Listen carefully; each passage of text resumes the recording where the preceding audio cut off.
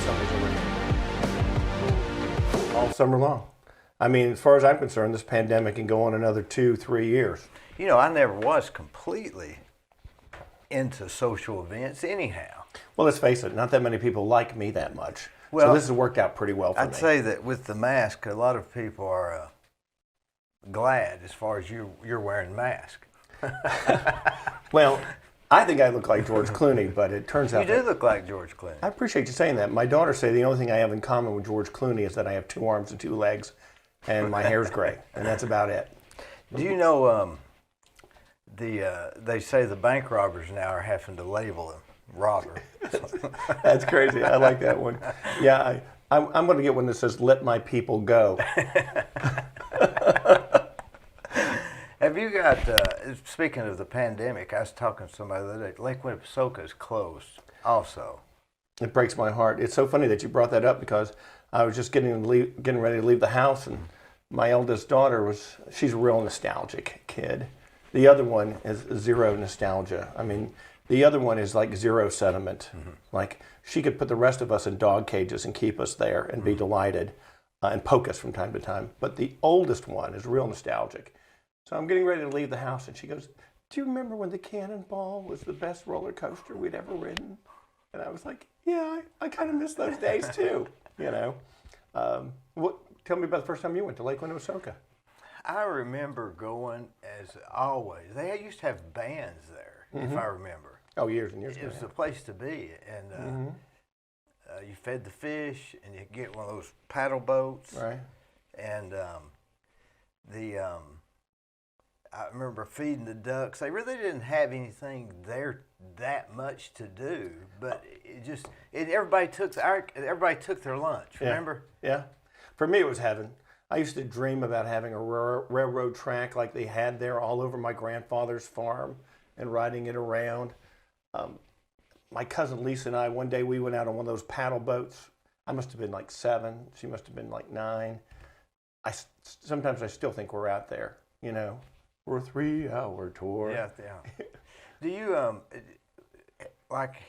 would you say that was the event of the year when you went to Six Flags, or was it a casual thing? I will be honest with you. I didn't go to Six Flags until I was in junior high school.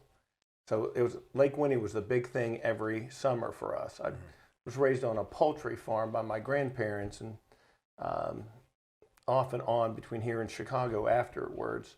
So every summer, that was the big thing to do, was to go to Lake Winnie for one day. Usually my Uncle Howard would take us, and we would take my grandmother or some other relative, and that was great. And it wasn't 3 times a year, it was one time a year. Yeah. What a lot of people don't realize who are watching you and I talk is that we grew up here, and we were both lived here when this was a town of, say, 15,000 people, you know, maybe 20. And we weren't always doing as well as we are now. I think that we're a lot more affluent than we ever thought we would be as a region of the country. I mean, there was a time in Cleveland when if you walked into a restaurant, you were either related to the people there, you went to school or a church with the people that were there, or you knew somebody that did. Or you ran the restaurant. Oh, that's one true. of the 3. One or the other, right? It's true. We did that. Now, when you say poultry farms, you was raised by your grandparents? Till I was 5 years old or so, yeah. And then 4 or 5. And it's a long, convoluted story. You know, you got to make so many important decisions between the ages of 14 and 24. And my mother tried to make as many good decisions as she could, but she made some bad ones too. And as a result, I had a many splendid experience with respect to my life and early upbringing. You know,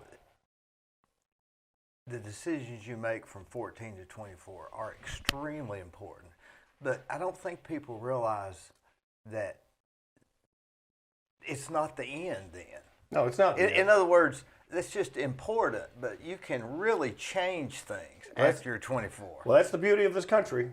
I mean, really, there's a lot of redemption beyond 24. But if you give me somebody between 14 and 24, I tell this to my clients all the time. I tell my clients, especially juvenile clients, that those are the 10 most important years of your life. You sure can get a lot done between 14 and 24 to go in the right direction. And then any little setback can hurt you too. I mean, You get arrested for a serious crime between 14 and 24, you're going to have a problem. You have a pregnancy out of wedlock, you're going to have some problems between 14 and 24 because children have still acquired this habit. It's called eating. That means somebody's going to have to go to work. I think marriages between 14 and 24 are difficult too because I've seen it in my own personal life, my own family, siblings, cousins, mother, father, whatever. I do think there's a lot of possibility to turn things around after 24, but it's really difficult, particularly if you pick up some serious felony charge or a theft charge or something like that that really kind of puts you on the path to some sort of job you hate. Only because people tend to not hire people that have had felonies. Certainly. I mean, it's so difficult. Most of us don't know what we want to do by the time we're 24. It's really the rare person who wakes up on their 19th or 20th birthday and knows what they want to do. What I try to encourage everybody that I know, especially kids, is find the thing they love to do. Sort of like you. You love what you do, don't you? Love building. You love building things, don't you? If they knew how much I loved it, I wouldn't be able to make a living at it. Yeah, see, if I could count, I would love to have your job. But since I can't count, ask any one of my math teachers. They will verify this fact that I cannot count. Well, you said Chicago. What do you mean you'd gone to Chicago? Well, my mother was a waitress, and I never knew my biological father. Let me ask you this. Kanavos. Mm-hmm. What is that? That's a Greek name. Greek. Are you Greek? I'm adopted by my stepfather. Who's Greek? Who was Greek. My birth name was something different. My brother shares my birth name. And he's a good guy, and I don't have any problems with him, but my stepfather, I never knew my biological father. He's one of those people who, likewise, between 14 and 24, made some very bad decisions and spent a lot of his time incarcerated. And I never knew him, really. I didn't even meet him until I turned 18 and graduated high school. So my stepfather, who I subsequently met, took me under his wing, and he loved me like a son. He adopted me, and I'm proud to share his name and his heritage. And so are my daughters. Is he in Cleveland? He's deceased now. Both of my parents are deceased. Are both of your parents still alive? Yep. Are they? That's a blessing. Yeah. I see your father all the time. Yeah. And he's a super good guy. He's around town a lot. Yeah, I see him just back before this COVID thing came up. I just about saw him every Saturday morning for breakfast over at Old Fort. Yeah. But so you went to Chicago to live part-time? I was one of those kids who was always into something. My poor grandparents were exhausted, couldn't put up with me, so my mother eventually hooked up with me, and I went to Chicago to live. That's my understanding of how things played out. So I grew up in spend my fall school year in Chicago with my parents, my stepfather and mother, and my other three siblings, my brother and two younger sisters. And then no matter what happened every summer, even if my other siblings didn't come down, I always came to Tennessee. A couple times my grandfather came to get me. We took the train back, which is really kind of cool now that I think about it. And then I was the first person in my family, out of all the generations of my family, to ever fly in an airplane. I was the first person to fly. I flew from Chicago to Chattanooga on an airplane. It's back when they used to dress you up like a, you know, for the flight. But you went to Truett. I went to public school in Chicago until the 6th grade, and then I went to Valley View Elementary School. Yeah. And then I went back to Chicago for a year, and I came back, and I went to Truett 8th and 9th grade, and then I went to Bradley High School, and I graduated in 1981 from Bradley Central High School. That's where you met Scott Franklin. Frank Chance and I met at Truett Junior High School in the 8th grade, first day of school. What class? We met before class. His father was a janitor over at Mayfield, and my father was running a restaurant. So my father was, Franklin's father was getting off work and dropped off Franklin. My father was going to the restaurant early and dropped me off. And I got there and I didn't see anybody, and I was sitting at the bus stop, and Franklin said, "Hello," and I said, "Hello." And at that time it was the 70s, so everybody had long hair. Yeah. So Franklin's hair was a little long, my hair was a little longer, and I thought, well, this is going to be cool. Everybody's going to be like this. Yeah. They weren't. Especially Truett. Truett, yeah. Truett was I love Truett. I had a great experience there, and I love all my teachers there. And I wish I could have just shut my mouth and listened more when I was in school, because I would have learned a lot more from those people. There were some awfully good people. When he said hello and you said hello, how would you know that 30 years later you and him would be in the same office together as lawyers? Yeah, it's one of those things, you know, you talk about knowing what you want to do. You see, what I really wanted to do was write for Rolling Stone magazine, okay, and travel the world, okay, as a rock journalist. But I stupidly listened to Franklin Chansey and became a lawyer because he said it was going to be fun. Guess what? It's not any fun. Was he always wanting to be a lawyer? Not always. You know, he fell under the spell of his cousin, who was a lawyer here in Cleveland, Denny Mobbs. And I think Denny Mobbs sort of infected Franklin with the idea of becoming a lawyer. But Franklin was always going to do something law-related, I think. You know, he was always very, I'll put it this way, I never even read a book till I met Franklin. I mean, I thought I was an athlete, and I thought I was a lot cooler than I ever was. I thought I was a better athlete than I was, too. But you know, Frank at least, you know, would read a book. I hadn't even read any books until I met Franklin. But one thing leads to another, and, you know, your friends have a big influence on your life. So you were friends with him all through high school? Pretty much, pretty steady. I mean, you know how it is. Sure. Things wane and flow, and things grow. Yeah. We grew a lot closer towards the end of high school. We became much closer friends. Of course, I didn't have a car, so anybody who had a car was a pretty good and who could stand my company was ideal for me. But Frank had a big influence on my life, but I'd say the biggest influence is on getting me to where I am is probably my church youth group at Macedonia Baptist Church. Steve McCamus and his good wife were there. And they really took me under their wing and had a big influence on my life. And then my high school sweetheart and her family had a big influence on my life. And then I would say that getting into college and doing well, and then thank God for the United States Navy, because it gave me... After high school, you say, I'm going to go to college? No, I was going to join the Marine Corps. I was going to join the Marine Corps right out of... And what was Franklin's path to... Frank was college bound at that point, but I hadn't really considered going to college at that point. Now, let's put it this way. I took the ACT 3 times, and I scored a 17 on that thing 3 times. Yeah. You tell me that test ain't accurate, there's a problem. Yeah. I didn't even know we had class rank at Bradley High School, but Miss Ellis, who used to, I don't know if you remember Miss Ellis. I don't remember her. At Bradley High School. She used to be the secretary. She gleefully, not gleefully, but I didn't even know we had class rank. So she said that I asked her what my class rank was, and she handed me a little card. She said, 444 out of 521. That means there are people in prison with better ACT scores and class ranks than me. Trust me, I know, because I have to deal with them on a regular basis. So I really wasn't college bound. But I don't think ACT relates to your intelligence. You're obviously one of the most intelligent people I know, and I know a lot of people.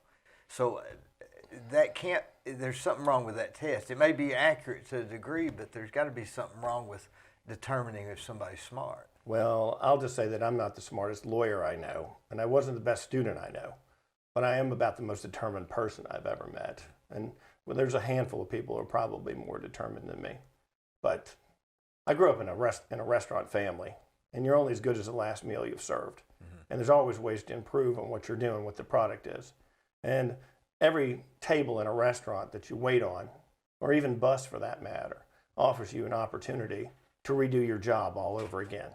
You know what I mean? It's just quicker. With me in building, it's 8 months. Yeah. With you, it's a long time, maybe. All I know is that there are a lot of lawyers who are smarter than me, but there are very few who will outwork me. I believe in hard work, because you grow up working in a restaurant, you know what hard work is. Which restaurant?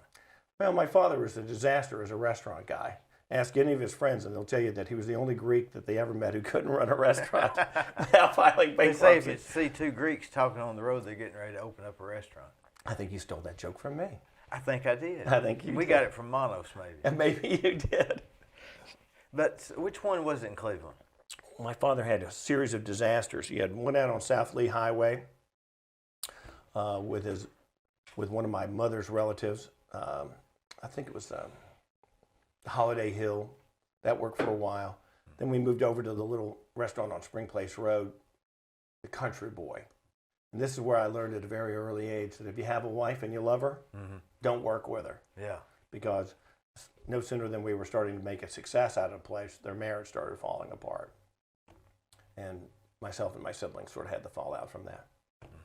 But it used to be right there on Spring Place Road. It was a great place. But again, my father was not cut out to run a restaurant. He was cut out to work in a restaurant. Yeah. So when did you decided to go to, instead of going to the college, you went to the Navy? I was going to join the Marine Corps. And my high school sweetheart was on her way to Vanderbilt. And she and I sat down at McDonald's, and I was trying to convince her that I was going to join the Marine Corps. And she said that it was all fine and great, but I wouldn't be dating her anymore if I joined the Marine Corps, and that I better get myself in college. So that's what I started doing. So I got into Southern Illinois University on academic probation. Why Illinois? Because it was about the only place that would take me. Oh. I mean, I'd never even seen the place before, but I managed to get a small journalism scholarship there, and it changed my life for the better. I mean, I got this little 5x5 index card, flipped it over, and they said, Southern Illinois University, where your future is, and they checked a box on there, so there was a $2,100 scholarship waiting for me. Now, why that college? Because there was a journalism competition at the University of Tennessee the previous year, and I'd participated in it, and I'd managed to have a huge success. What was it on? Well, it's really a stroke of evil genius on my part. It's a combination of just what laziness will get you. You may not recall this, but in 1980-81, they were getting ready to put the World's Fair in Knoxville. Yeah, I remember that. Okay? So they had this huge journalism competition up there every year for a while. I don't know if it still goes on or not, but it was going on then. And Clark Chisholm, who was a teacher at Bradley, big influence on my life. I was the managing editor of the Bradley High School newspaper, or the Trumpeter. He made it possible for me and this other kid to go up there and participate in this competition. So as I went up there, I didn't know what I was going to do because, frankly, I was a little out of sorts. I mean, never been on a large university campus, and it was kind of weird. Anyway, they had all these different competitions, like best feature article, best such and such. Best interview was one of the categories. So I hadn't done anything all week while I was up there except kind of chase some girls around and not do very much. Yeah. Clark Chisholm came up toward the end of the week and sat down with me, told me how disappointed he was in me. And it's one thing for somebody to be angry with you. It's another thing for somebody who's invested in you, even a little bit, to tell you they're disappointed in you. Mm-hmm. So Clark told me he's disappointed in me, so I really kind of felt bad. So the next morning I got up early and I went downstairs, and there sitting across from me at the table was Bart Conner. Do you know who Bart Conner is? A lot of people don't know who Bart Conner is now, but what we can recall is that in December of 1980, the Olympic Games were going on in Russia. And Bart Conner, who was sitting across from me, was supposed to be at the Olympic Games. In fact, he was probably one of the top contenders for a gold medal that year. But instead of being at the Olympic Games because of the Russians invading Afghanistan, the United States boycotted the Moscow Olympics. So there was Bart Conner, who should have been at the games that summer, sitting across from me because he was participating in a gymnastic camp at the University of Tennessee. So I looked at him, and I recognized him because I grew up in Chicago, and he's a big Chicago kid. And I looked at him, and I said, "Do you know who you are?" And he goes, "Yes." I said, "You're Bart Conner." He goes, "I know I am." And I said, "How you feeling?" He goes, "Well, not so good." So I said, "Look, I'm in this journalism competition. Can I interview you?" And he goes, "Sure." So I grabbed a handful of napkins and a pen. I started asking him some questions. Before I knew it, I had a pretty good interview. A friend of mine typed it all up, submitted it. I never thought twice about it. Turns out everybody else was doing stories on the World's Fair, talking to the mayor about the World's Fair, the groundskeepers for the World's Fair. I had this one interview that was completely not related to the World's Fair.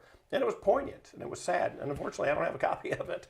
But it was just beautiful. What are the odds? What are the odds? It's like I always tell people. Yeah. Even if you hadn't been to Chicago, You wouldn't have known that he was even. He'd just been another blonde-haired guy. Yeah. Gymnast, right? Yeah. It's amazing. Opened a lot of doors for me. So I got this notice from Southern Illinois University. I'd never been there before. And I threw out my thumb and hitchhiked to Carbondale, Illinois. And that's how I got to Southern Illinois University. And it changed my life. But where does the Navy fit in? I did 4 years at Southern Illinois University, and then I went to law school. And I was supposed to go to attend law school with Franklin Chansey. But he got a scholarship to the University of Cincinnati, so we went to Cincinnati. So I went to UT. And I learned pretty quickly I wanted to be a lot of things, but not necessarily a lawyer. So after my first year in law school, I was looking for, I did pretty well, fortunately. And I was, because I'm super competitive by nature anyway. So I went by and saw my Navy recruiter, and I said, "You guys take lawyers?" And they said, "Yeah, we do." Joined the Navy JAG Corps. 30 minutes later, I was a commissioned officer in the United States Navy. Did you go through boot camp? I went through Knives and Fork School, not exactly like boot camp, so it was no officer and a gentleman experience. Yeah. Okay? But it was, you had to learn how to speak Navy, talk Navy, walk Navy, and dress Navy. Not push-ups and all that stuff. Come on, look at these arms. Do I look like yeah. I couldn't do a push-up with an Al Qaeda terrorist making me. But I've heard this story about how you rode a bicycle from Chicago to Cleveland. Yes, once. From Chicago to here. But I've ridden it from Carbondale, Illinois to here, I think, twice. Very painful. Now, why in the world would you do that? You're young, you don't have a car. I was in great shape then, not like now. I look like I ate the old me now. I had a sort of a devil-may-care approach to my youth. I enjoyed it very much. And it was I tell you what, riding a bicycle is a lot harder than hitchhiking. Hitchhiking is a lot easier. I was a great hitchhiker. For instance, I would have signs that were pretty gimmicky, like Nashville, Mom's waiting. People go, pull right over and pick you right up. Or, Chattanooga, great conversationalist. Yeah. And you get picked up by the same 2 or 3 groups of people. A lot of preachers would pick me up. And depending on how I felt about it, okay? Mm-hmm. If I wanted to have an ongoing argument for about 2 hours, or if I wanted to just simply take it easy, the first question a preacher will ask you after nice day such and such is, "Have you accepted Jesus as your personal Lord and Savior?" Yeah. And, if you really wanted to have some fun with him, you'd say no, and then you'd debate it for the next 2 hours. Yeah. And then you'd hug them at the end, and it'd be all right.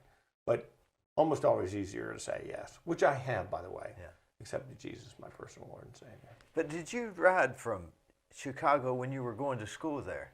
Yeah, it was. Or Illinois? Yeah. So you were 4 years in Illinois at a college. At Southern Illinois University. With a $2,100 scholarship. Well, for that first year. Just for that first year. After that, I bought student loans, and I worked at the student library. I worked at both the undergraduate library and then the law school library. Because you didn't come from money, obviously. No, I did not come from money. So going to college was a real leap of faith with the $2,100 scholarship. But needless to say, it was. But it was a lot more fun, okay, than I ever thought it would turn out to be. It's one of those things. Fear is, and you know what I'm talking about. Fear has such a great hold on our lives, because we're consumed by fear so often. We stay on the porch too much. I just thank God that I had 1 or 2 friends of mine who weren't afraid and encouraged me not to be afraid. And I'll be honest, Frank Chansey wrote my acceptance letter to college. He helped me fill out the application. Probably wasn't for him, I probably wouldn't have gotten the thing in the mail. And it's that kind of thing that, builds a lasting friendship for someone. The sort of acorns of love that make a difference in someone's life. Because nobody in my family, my parents, God loved them. They were the sort of people who used to say, "You need to go to college, you need to go to college." But they had no idea what it took to go to college. No money was set aside for college. It was just a difficult thing. Just an idea. It wasn't even an in-practice thing. Yeah, they just knew what they wanted, something better for their children, but they didn't know how to express it, And they probably, like me, were initially cowered by fear. None of my siblings went to college, and as far as I know, I had a couple aunts who went to nursing school, but I'm the first person in my family to ever graduate from an undergraduate school, and I'm probably the first person in my family to ever graduate from a law school or graduate school or any type of school like that. And I'd add another level of that. Not only have you become a lawyer, but you have become an extremely big name in Cleveland. I don't know about that. People know your name and can't even spell it. Yeah, that's a good thing and it's a bad thing, because notoriety is an okay thing, and don't get me wrong, I do like making money. All right, I'm really more interested in doing a really good job. You know what I'm saying? I think that comes with it. I think it does too. I think that's the byproduct. I think that all those. I think the notoriety and the. I mean, there are a lot of people who, they think I'm a shallow person. That I lack depth. But I'm really only interested in doing a good job in the moment that I'm in. It just goes back to being a restaurant person. Each table is an opportunity, all right, to wait on a couple of customers and gauge where you are with that particular table. But at the end of the day, I want to be able to close the file and know that I did a good job, or that my staff did a good job, that we treated these people that we represent like human beings, and that we play within the rules that the system provides us. I like to win cases. Of course, I'd love to hear the words case dismissed, but I understand that it can't always be the circumstance, that sometimes you're going to lose. And when you are going to lose, I want to make the process as less draconian as possible for my clients. It's a strange thing. I really hate being a lawyer because I love people so much, okay? And it's so difficult to love people so much and see the stupid mistakes that they make on a day-to-day basis. I used to have brown hair, and now it's shocking white because of all the things you see people do, not only to others, but to themselves. The worst part of my practice was domestic relations law when I had to do that here. Okay, and I haven't done a domestic relations case. What is that, divorce? Divorce work and custody work. What you tend to get with those cases, you tend to get the very best people on their very worst behavior.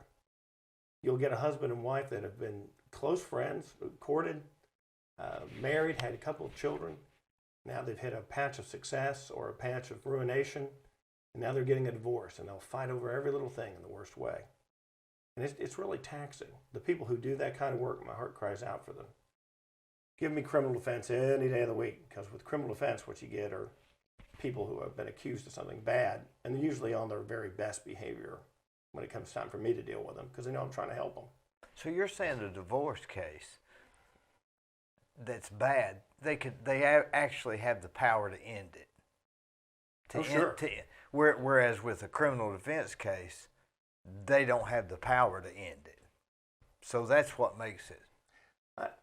I just think that the domestic cases are a lot more antagonistic, okay? Most of the prosecutors I know and deal with are pretty good people. Some of them are not, okay? But most of them are pretty good. Some of them lack empathy. Some of the prosecutors I deal with lack grace. But most of them, by and large, are real, genuine human beings who understand that most of these people that we deal with in the criminal setting, they're not our enemies, they're our neighbors who probably use poor judgment in a given instance.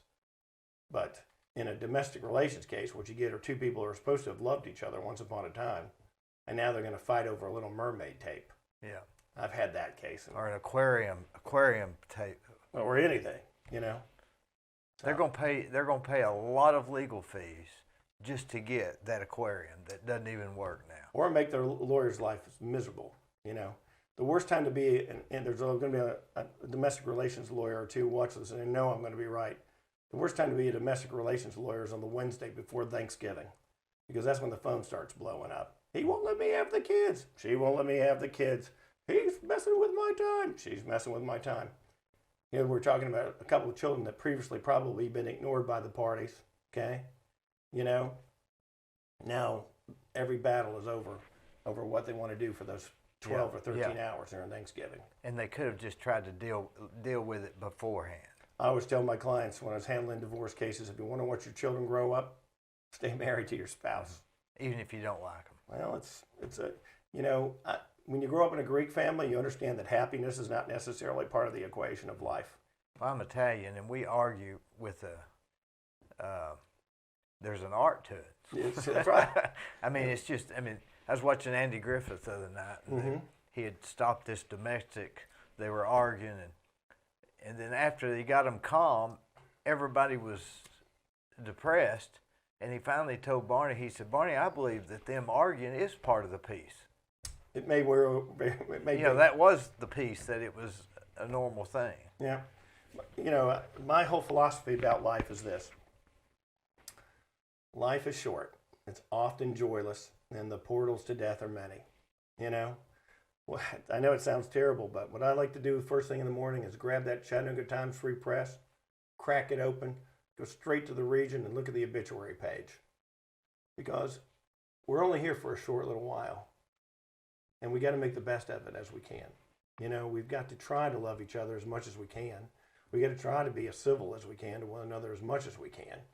Otherwise, what are we here for? Are we here to live in shame and fear all the time? Everyone makes mistakes. I personally have said so many asinine things over the course of my life. I wish I could take them all back. I wish I had an opportunity to take everything I've ever said that offended somebody back and have learned from it. But the fact of the matter is that once you say something or do something, you can't take it back. It's got to be how you really feel to your core, the amount of love that's within you that gives you the ability to get up the next day and reinvent yourself. Because if you don't have that ability, you're hurting. Why do you, we know now why you focus on criminal justice. Does that get you up in the morning? Is that the law? That wasn't necessarily the law you started out to do, was it? Well, yeah, that's the thing. When you don't know what you want to do when you go to law school, and this is why I should have never become a lawyer, all right? Because I had no sense of mission when I went to law school, all right? It's like we were talking about earlier. I wish I could have ascertained at a much earlier age what my real passion is. See, really, as a lawyer, I'm really nothing more than a salesman. And the product that I'm trying to sell most of the time, unfortunately, is me, okay? In order to sell me, I also got to back it with solid results for my clients, okay? And that's not where you want to be all the time. I'm not the product I really wanted to sell. I have this friend of mine, he's a lawyer, and he's a great lawyer too. His name's Ken Miller. And when I was a boy, Ken Miller was my idol. Not because of any other reason, not that I wanted to be a lawyer, but because he lived near Brown Stove Works when I was a kid growing up. And I used to work at Brown Stove Works for a couple of summers, 4 or 5 summers. And Ken Miller lived over there. And Ken Miller was like a rock star with all the guys over at Brown Stove Works. And he and I talked one day. I said, Ken, what would you really rather be doing? He goes, Scott, I'd really much rather be selling skyscrapers in New York. I'm going to tell you, if anybody in Cleveland could have sold skyscrapers in New York, it was Kenneth Miller, because he's just a super affable guy. Everybody loves him, I didn't know what I wanted to do when I went to law school, so I got to law school, and turns out I hated it. That's why I joined the Navy. Before I left law school, though, I had a chance encounter with a great lawyer here in Tennessee. He's deceased now. His name was Bob Ritchie.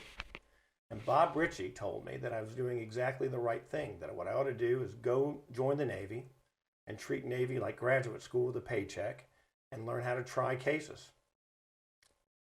And it changed my whole law school experience for me because I knew I wanted to become a trial lawyer at that point. I was still a young man. I was still able to learn the rules of evidence and criminal procedure.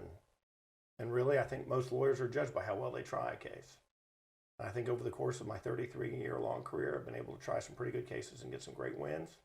I've had some losses too, but it's called the practice of law, not the exact science. Like medicine. Exactly right. Exactly right. But you seem to now have an extreme passion for being a criminal lawyer. That's where you have landed. I have an extreme passion for, I do, not so much for criminal law. But what I want to do really is, if somebody can come in and hire me, and let's face it, the average fee that I charge is, like $1,500 or $2,000 to handle some small problem for someone. Sometimes they're bigger because the problem is bigger. You've handled 2 or 3 for me, and we've won every one of them. Well, that's what I want to hear. Another satisfied customer. But what I want to do is I want that person to know that they're getting every bang for their dollar that they can get. Because when you take it all together, that's not a lot of money for the lawyer, okay? But it is a lot of money to that person. I mean, if you're working over here at President's Bakery, or if you're working over here at Brown Stoveworks, and you pay some smart aleck like me $2,000, you're going to expect to get some kind of result. You're at least going to want your lawyer to treat you in a humane way. Now, a lot of people think I'm a jerk, okay, because I talk truth to my clients. I want my clients to understand that they are responsible for putting them in this position. And I'm always disappointed whenever I see somebody who I've previously represented before in more trouble, because it breaks my heart to see them making the same mistakes over and over, Some people just can't help it. Most of that's either drug or alcohol related, typically. And so it's their fault, but it's not their nature. I think that it's well established, and I know you won't get any sympathetic ears from a lot of judges, maybe some judges, but not very many prosecutors, that when somebody has a substance abuse problem, it's up to them to get help for it. Currently, Tennessee's at the bottom of the list towards getting treatment and helping people who have these problems. We're a poor state, and that figures,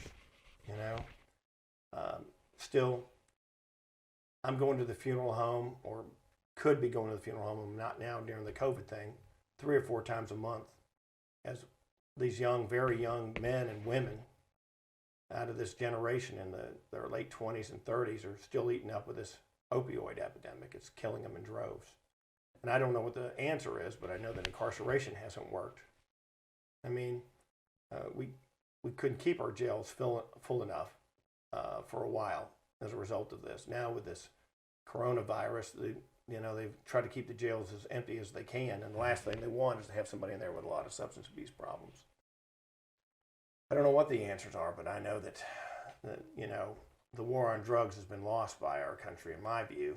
And I think that we need to look at legalizing some of these drugs and to get them off the plate so we can keep these people in the era of good citizenship. At my core, I'm not really a Democrat or a Republican. I'm mostly libertarian. I believe that, you're going to make your choices and I'm going to make my choices. And I really don't need the government to tell me what choices are good for me and what choices are bad for me.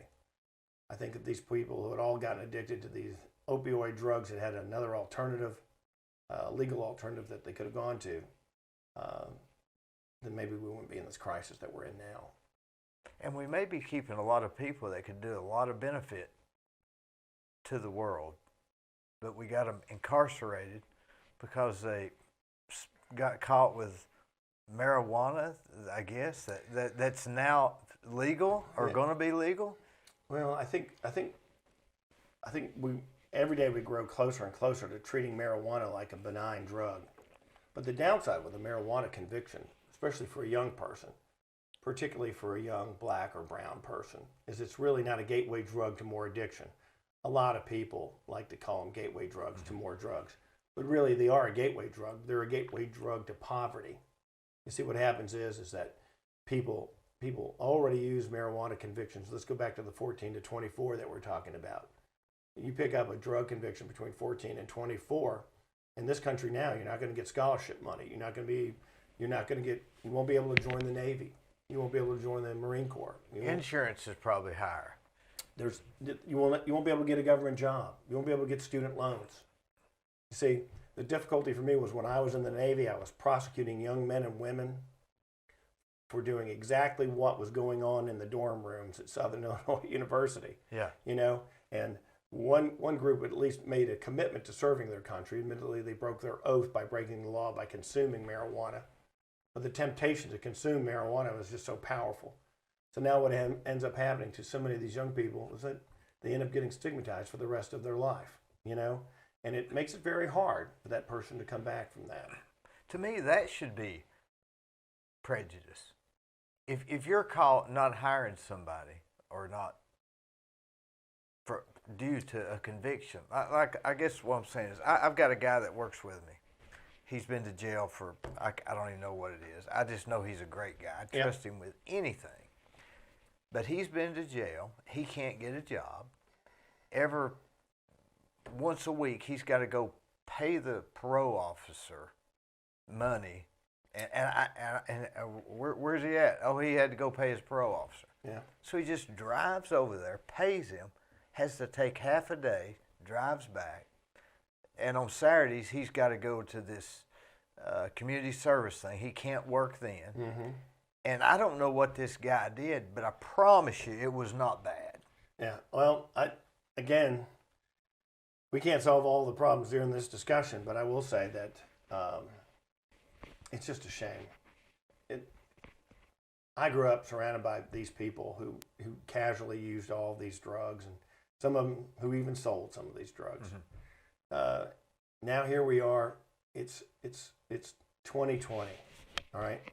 A good number of states have legalized marijuana, and I think that it ought to be legalized nationally and not criminalized anymore. Yeah. Police officers and police departments are resistant to this because one of the uses of the smell of marijuana is that it gives them probable cause to search the average citizen when they're out on the street driving their car. Mm-hmm. You have a reasonable expectation of privacy in your house. That's great. You have a reasonable expectation of privacy in your person, which is great. But the law is set up in such a way that you don't have much of a reasonable expectation of privacy in your car. So when that window comes down and a police officer says he smells marijuana, he just says, "I think I smell it." That's right. That's right. Now, this has all been sort of confused under the era of the CBD, yeah. CBD, but it's still probably sufficient probable cause to search, particularly if the officer says at the side of the car, "I think I smell marijuana." Is that what I smell is marijuana? And the citizen doesn't know better and says, "Yeah, that's marijuana." Then it's going to be on like Donkey Kong. They're going to be searching the car. And you know, in active policing, I understand they have another dynamic too. In active policing, they want to keep the people out of our neighborhoods, all right, and off our streets that are smoking marijuana. Because where do you got to go to get marijuana? You got to go to a drug dealer. Yeah. What's a drug dealer? Yeah. He's a criminal in the eyes of the law. Mm-hmm. Okay. Anybody who associates with that purchases marijuana is possessing marijuana. Possessing marijuana is a crime. I don't want to get all bogged down talking about marijuana, but I do go to Bonnaroo every year just for fun. I don't think marijuana should be criminalized. I know I know a lot of people that smoke it, and they just smoke it like you would cigarettes or like you would take an aspirin, or I don't know when they, it's just I can't see putting that person in jail or stigmatizing their name over something that's. I absolutely agree with you. So minor. I absolutely agree with you. I think it's long overdue that we've changed that. And it's getting there now, right? Well, it seems to be, but who knows? You never know. There's, the country's divided right now. I mean, look how divided the country is. Mm-hmm. It's amazing to me, and I don't want to get bogged down in a discussion about politics at all, but it's amazing to me that in a country that prides itself on the right, of individual liberty, mm-hmm. that this is even an issue. Again, if there was a mound of heroin in here, I wouldn't touch it mm-hmm. because I know heroin is death. Yeah. Okay, if there was a mound of marijuana in here, I probably wouldn't touch it either because I don't like to smoke marijuana because mm-hmm. it messes with my throat and voice. Now, there was a pound of psilocybin mushrooms in here, mm-hmm. I'd be a little more tempted. Okay, because again, I think it's a very benign drug, and I think that has a proven track record, mm-hmm. of helping people. Mm-hmm. I heard a story this morning on National Public Radio. It was just this morning, National Public Radio, talking about the positive effects of psilocybin in depression. And people who take psilocybin, and the reason it's criminalized is a whole different debate, but people who take psilocybin are a lot more relaxed, they deal with depression a lot better, etc. I think it's something that needs exploration and ought to be explored. But again, I think in a free country, all right, we ought to have the choice to do whatever we like, so long as we're not harming somebody else by our decisions, or children especially. And that's the way everybody wants it. Well, it's what they say until it comes time to make these decisions. I think it's maybe more monetary. If you took arresting people for marijuana or some of these drugs that are just their choice to take, which we all take drugs. Take aspirin, ibuprofen. That's a form of a drug. Well, let's talk about this. We both grew up here. Remember the dog fights they had every couple of years when they wanted to have liquor by the drink here? Oh yeah. Remember the ads that ran in the newspaper? I can vividly remember one of the best ads I ever saw was a crashed car with an arm sticking out the door, obviously dead, blood running down it, right? And a pool of blood and a bottle of alcohol at the bottom of it. And now look at how much better a place Cleveland, Tennessee is with liquor by the drink. I mean, you can't go into a restaurant when you could go into a restaurant without running into somebody you knew from church. Yeah. All right. You would, now you can have a decent meal here. Prior to liquor by the drink, the best Italian restaurant, and it's still pretty good, was Fazoli's. Yeah. Okay. The best seafood place, it's still okay, was Captain D's. Yeah. Okay. Long John Silver's. Right. But see, what I can't stand and what I totally resent about this whole liquor by the drink debate was I can't stand for a handful of adults telling me that they know better than me. Yeah. At 18, I was a full-grown man. At 25, I was a full-grown man. Finally, at 35, I was a mature adult. Now, have I had the normal social faux pas you have when you have had too much to drink? Yes. Well, sure. Okay. But am I glad that I can have a steak dinner and have a cold beer at the same time at a nice place? I am. And there's a lot of other people who feel that way too. And these other things that we've been talking about, it may not be this generation, but eventually some generation will legalize marijuana. I think it'll be within 5 years. I think it'll be legalized everywhere. I hope so. And of course, you can't drive intoxicated, just like with alcohol. That's a whole nother. That's a whole That's nother a thing. whole nother thing. It's a whole nother thing. We're talking about being caught with it and spending time in prison and marking your name. You can again, here we go. I can have a couple cocktails at dinner and a glass of wine at dinner and drive home safely. All right. Surely, I can use, if I wanted to use marijuana, I could use it responsibly. Yeah. I mean, not because it's simply in my system am I committing a crime. I don't even know how they can properly gauge where you are when you're under the active influence of marijuana or not. Yeah. All that's science. Again, I can't count, so I can't do science. Well, it's certainly a problem. And maybe that's why you ended up in criminal defense, that to right these wrongs. Well, I'll tell you the only job I ever thought, government job, and everybody who knows me knows this is true. The only job I ever really wanted here was to be a public job, would have been district attorney general. It's a great job. I would love to be district attorney. What is a district attorney general? The district attorney general is the chief law enforcement officer for the district. Okay? He is the man or woman who ultimately decides which cases are prosecuted and which cases are not. For the district? For the district. That includes Bradley County, Polk County, Monroe County, McMinn County. And to the layman, which I am, who is ours? Steve Crump. Steve Crump. And I know him. He's an awfully good guy. But I'm so beyond, this conversation that we just had about heroin and psilocybin and marijuana, it's just a sort of conversation that somebody would use against me, even though I feel that way, to prevent me from becoming district attorney general.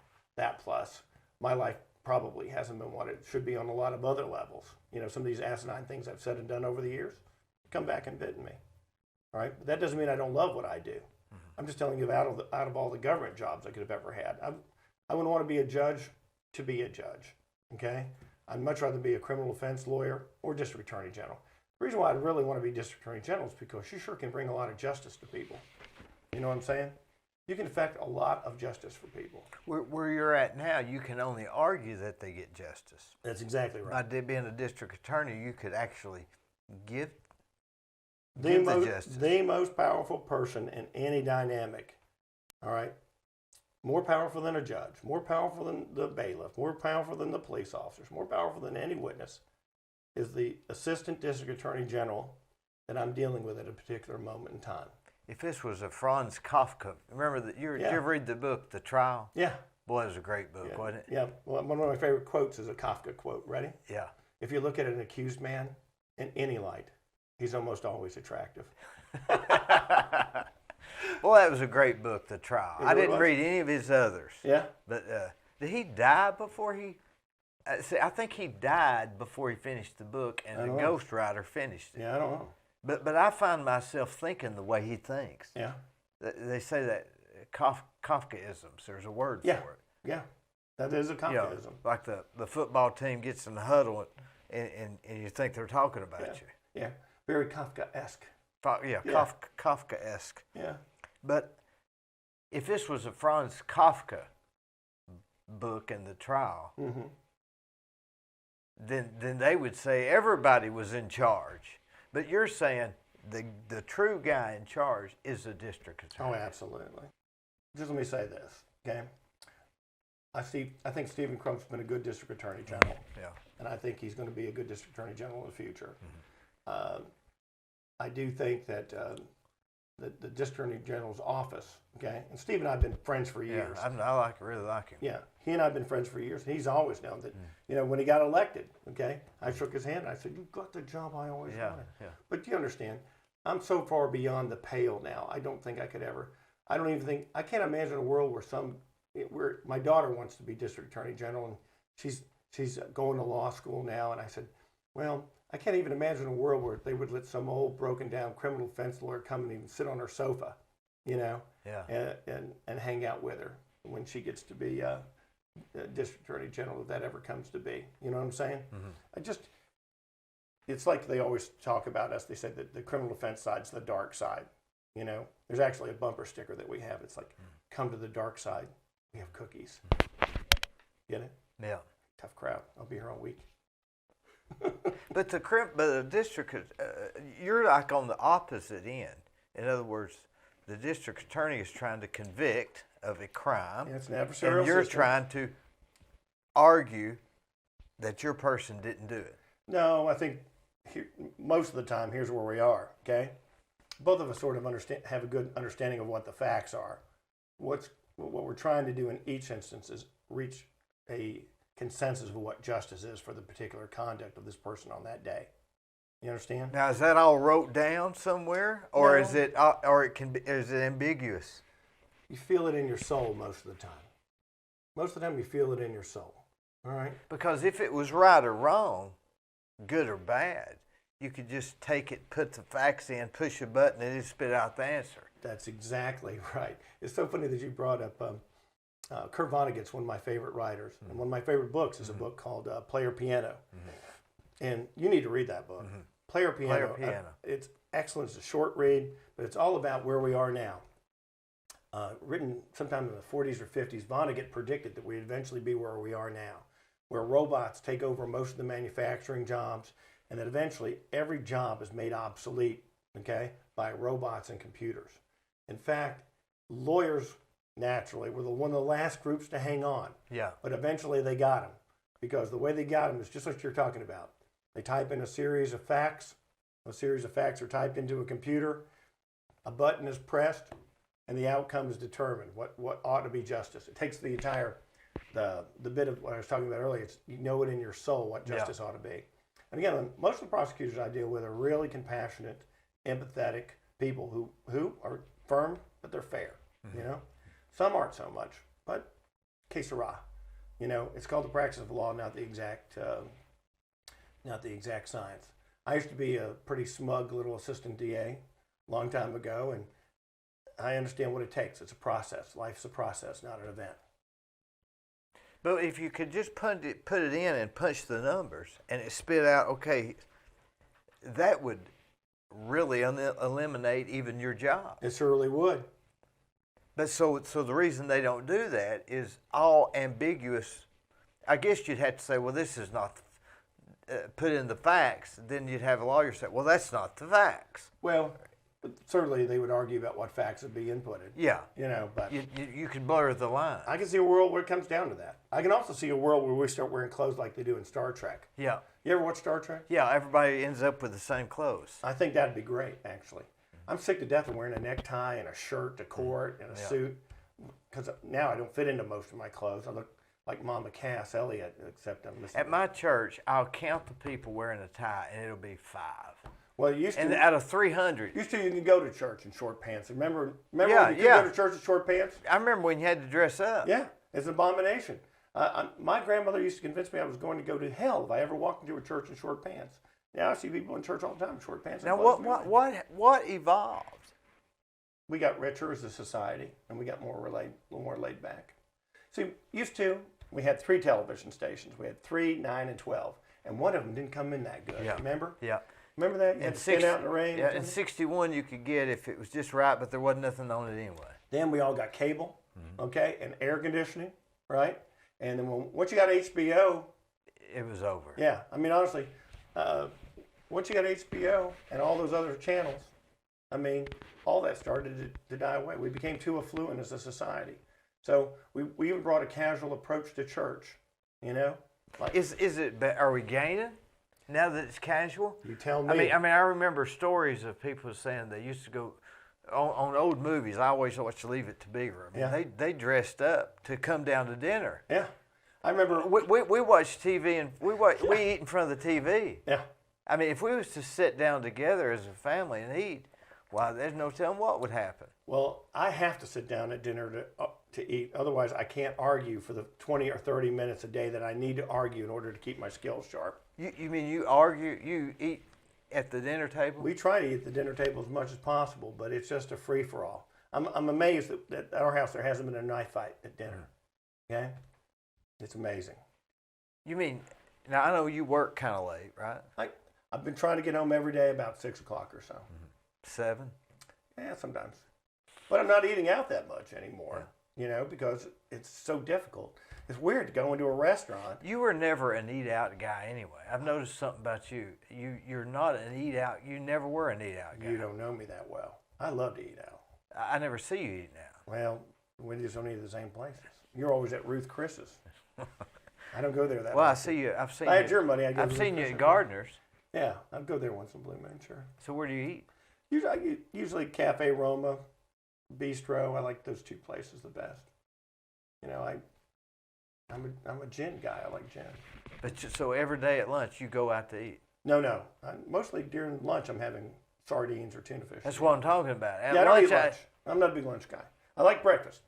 If I hadn't realized at a much earlier stage in life that breakfast really is the most important meal of the day, I'd be governor of the state. So you eat now. every morning? I do now. I didn't used to. I'd walk around with headaches and miserable all day long, and I couldn't figure out what it was. And finally I realized I wasn't eating breakfast in the morning. So what do you eat? For breakfast? Yeah. Pretty standard fare, usually 2 eggs, some English muffins, nothing to write home about. You cook them? Are you kidding? Have we met? No. I have a wife. We have a division of labor. She fixes breakfast every morning? Well, it's interesting that you bring that up, but yes, she does. Okay? We just had a very interesting family discussion about that just today. So, as far as I'm always interested in what people do. Yeah. I never eat breakfast. I never eat breakfast. I always stop at the coffee shop, but I never eat breakfast. Wow. And I never get headaches. What time do you finally eat food over the course of the day? I eat probably, I eat at 12. I go to lunch every day. Yeah. Every day. But I don't eat any breakfast. Yeah. See, in 12 noon for people involved in law enforcement officers, lawyers, assistant DAs, judges, noon to 1:30 is the sacred hour and a half. We typically don't call each other during that time period. We don't text each other too much during that time period because that's really, especially police officers, they want to be left the heck alone during that time period of the day because everybody's on them constantly. You know. I remember one time years ago. Remember John Edgar Brown III? Oh yeah. He was drawing it up a deed for me, and I thought I had to have it immediately. Mm-hmm. And so I finally found him at Diamond Leo's. Yes. And I come running in there, and I said, John, I need to get you to fill out this to get that deed ready. He said, D, I ate lunch between 12 and 1. Mm-hmm. And I said, yeah, but John, I need to have this thing because I thought it was an emergency. He said, son, I'm telling you, I ate lunch between 12 and 1. It's sacred. I'm telling you it is. So I just went ahead and ordered. Ate with him. so Yep. didn't bring it up to 12-1. He was a marvel. He and Winston Prince. That's really what's, the practice of law has changed so much since I first started. I've been practicing law for 33 years, and when I came to Cleveland, okay, and started going to those bar meetings, man, there were some titans, real titans of the law then. You had Conrad Fennell. Joe Good? Joe Good was still around, kicking. Yeah. All the property guys. You had Good, you had Humbird. Harlan Painter. Then, of course, you had just so many. Jim Logan has always been just a titan of the Bradley County Bar Association. Mm-hmm. You have, now there's 2 or 3 others. But when I first came here, it was a big deal, all right? Now, what's happened over a steady time, that the practice of law has become less of a profession, seemingly, and more of a vocation, Used to, we were always trying to be social with each other. All right, now, explain that deeper. That's very interesting. I don't want to pass over that. Sure. Explain that. It's just changed. Much like getting on the airplane. Yeah. And wearing a suit, little Scott wearing a suit on his first flight, to now I show up with a pair of flip-flops, and because I don't want to hate going through the security system, just sweat kick them off. Yeah. Right. Ridiculous. The practice of law has changed. So back when you came back, it was, now to me, John Edgar Brown. He was old school. Looking back, he was looking at the time, he was like a rogue. He was a rebel. I mean, he was a rebel. He'd carry his what do you call it, a pipe in his back pocket, and the bowl part would hang out. Yeah. And they wore the cowboy boots. Yeah, John Edgar Brown has forgotten more law than I'll ever know. And he had the eyebrows that crazy eyebrows. Yeah, he said his eyebrows were. He was a real ladies' man too. He said, he really was. He really was. Yeah, he was a heartbreaker. He said he told me his eyebrows were lethal weapons. Yeah. Yeah. My favorite out of that whole crew was Winston Prince. Did you know him? I didn't know him. He was more funny. He gave me my all-time favorite quote, which is, "I'd rather have a $25 witness than a truth any day of the week." You can't make that up. And it's terrible. It's terrible that is actually true. Well, what I would say is that he said it in jest. But Diamond Lills used to be the focal point in Cleveland. Oh, I remember, yeah. Yeah, and that's where all the lawyers would go. Yeah. And it would really be kind of weird because, some of those guys really hated each other's guts. Mm-hmm. But they'd still sit there for that hour, an hour and a half or so, eat a cheeseburger, have peanut chew in mouth. Yeah. And be civil during that little bit period of time. You sure could learn a lot about the practice of law from those guys.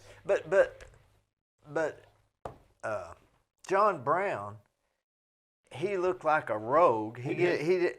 But looking back, he still looks more professional than they do today. So that's how much it's changed. Yeah, I don't. Today So when you say they were more dressed up and they were better lawyers by far. I'm going to tell you, I just think that the lawyers that were practicing the law when I first came back to Cleveland were much better lawyers than I'll ever be. I'm just thankful that I was within their midst long enough, okay, to get some idea of what really. If you could bring them back to this era, right? Would they act the same? Well, I think that two or three of them would be a lot more laid back. I mean, they'd have to succumb to the current times. Well, I don't know. I don't know. It's like any other. What if we brought George Washington back? Yeah, I don't know. Yeah, that's what I'm saying. But when it comes to knowing the law and knowing how to research a case and argue a case, I just think those guys were much more squared away than even my generation. But what I'm saying is, if we always say we try to learn from the past, mm-hmm. and we know how these people operate, and we try to operate the way they do. We've learned from their mistakes in their occupation and how they do now, but we don't take from their lifestyle and bring it forward. We only take the easy part. In other words, if they were dressing up with a tie, did that make them actually a better lawyer, as you say, then? I think, Or is the lax lifestyle become? I mean, they sit down for dinner. yeah, here's what I think. Based on what I know about most of those guys is they played as hard as they worked.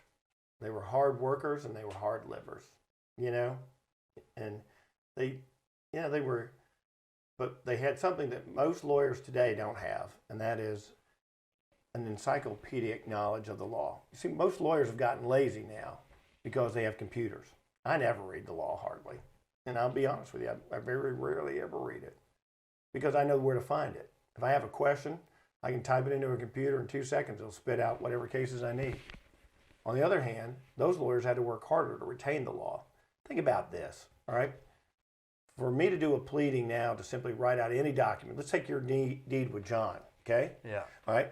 For me to do that deed is nothing, all right? Probably I already have that deed somewhere or can get it.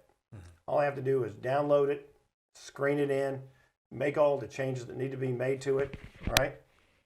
Print it off and give it to you and charge you a fee. John or John's secretary had to, originally when they first started, they had to type it up on paper.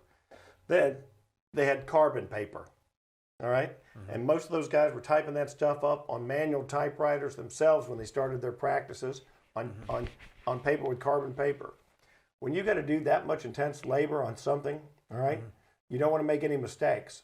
So you want to know what the law is in any given moment before you render a legal opinion. So then you go to those books that I all have on the shelves. Yeah, you go into these young lawyers' offices now. You don't see any books on shelves. I've given all my law books away. I've given them all to stampers. If you want to go find one of my law books, you go over to Stamper's store and look on one of their shelves, and there'll be one of my law books there. I mean, the young lawyers have Would he sell you one? Huh? He'd probably sell it. If Oh, I don't know what he'd do. He's a good-looking man, though, that Joe Stamper. yeah. I give him grief all the time. He's a fun guy. So you're saying, now if you took the time to go look it up and research it, Right. you couldn't compete today. You'd be all the time studying. Well, that was a big drain on it. And that's why lawyers now, let me tell you something. This cell phone that I have, Yeah.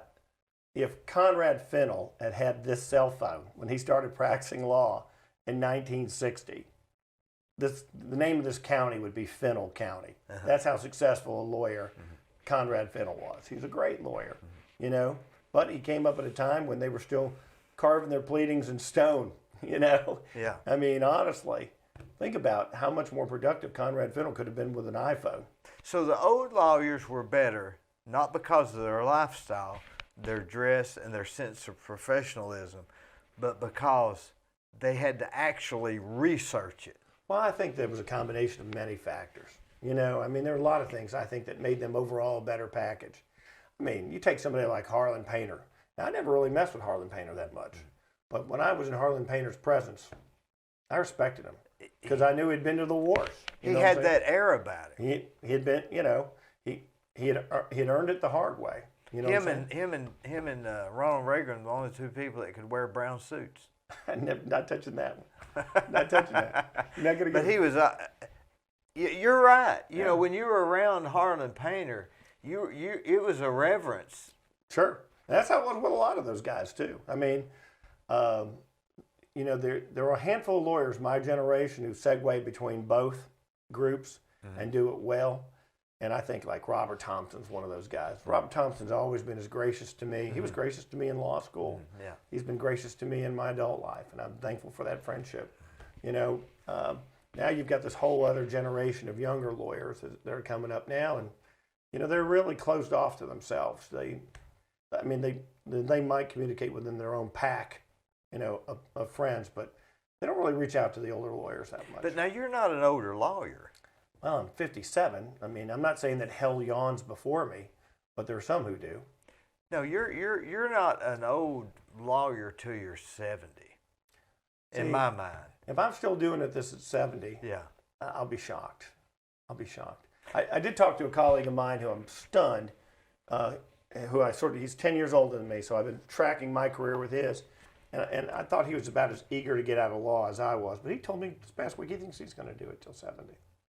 What do you think about retirement as a concept? Will you ever retire?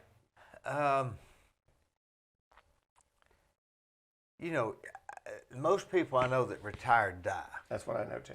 So I think when the Bible says God told Adam he'd have to work the rest of the days of his life, I think that meant that if you retire, you're going to die. I think our punishment is to work. Yeah. So will I quit building? Just when I think I'm out, they pull me back in. Mm-hmm. So I just keep getting good jobs and good people. I just work generally for people that I've worked for before, and they just keep wanting stuff, and it's. Well, that's good because I'll just tell you, you're a perfect example of what makes Cleveland work. You see, we could live anywhere, right? Mm-hmm. All right, but what makes Cleveland work is that, and you and I have talked about this before. I look out at Cleveland and I try to fit in here, but let's face it, I'm Rocky Road.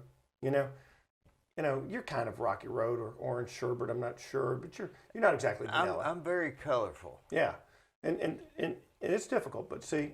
Cleveland proves to you this much, that if you got some moxie, if you're willing to work, and if you understand that life is a relationship business, then you can succeed in Cleveland. You've succeeded in Cleveland because your relationships have been so good with people. I've succeeded in Cleveland because my relationships, I think, have been largely good with people. You have a reputation. Tell me about it. You're two things. Number one, that you always call people back. Mm-hmm. Number two, that you really, genuinely care about your client. I think that's true. Number one, I think a lawyer who won't return a phone call is a fool. All right. The single most important thing a lawyer can do is return the gift of a phone call. Now, there's some people that wear you out with phone calls, but you can marginalize that. Okay. But it's like a lead on property.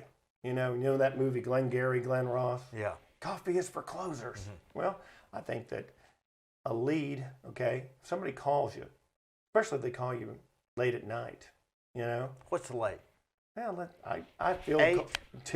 I fielded phone calls from 2 a.m. before. Now, I don't do it a lot because I've gotten old, right?